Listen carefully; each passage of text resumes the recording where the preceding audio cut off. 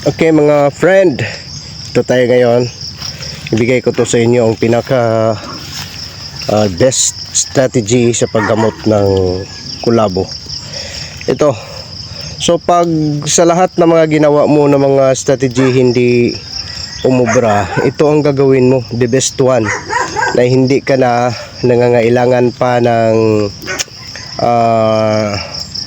wasting of your time to cure with the kulabo of your fighting cock rather. So ang gagawin mo lang, huwag mong talian, yung maghanap ka ng place either to your friend na walang maraming manok, at saka dyan mo siya ilalagay. gawin mo siyang broodcock. Okay, ang mangyari niyan, kusang gagaling yan ang kulabo na hindi mo ginagamot. So ganyan lang, dahil kung minsan dito, pag in some other strategy, it takes time and you are wasting more effort. You are exerting more time and effort just to have with the kulabo be cured. Ito, may binalik ko siya sa kulungan, kaya nga parang bumalik ng kunti. Ngunit noon sobrang sobrang hindi na yan makalakad dahil sa kulabo yan. Ngayon parang pagaling na yan. Yun ang strategy na gagawin natin pag mayroong kulabo ang mga manok natin.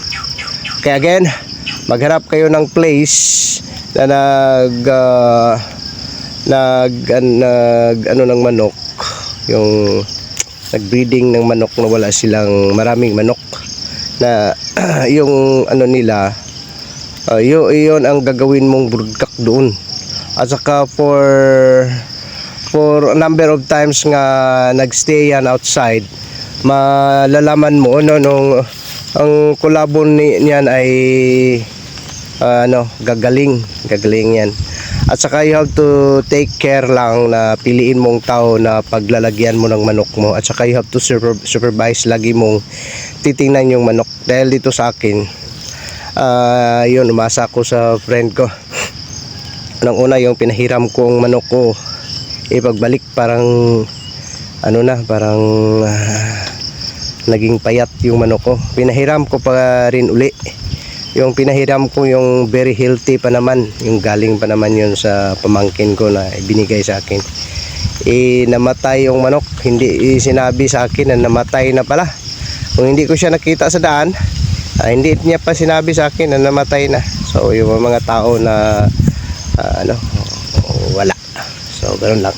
So by the way, what I should have to relate with you is just only to have with kung paano ma-cure ang kulabo. Ganyan lang ang gawin niyo.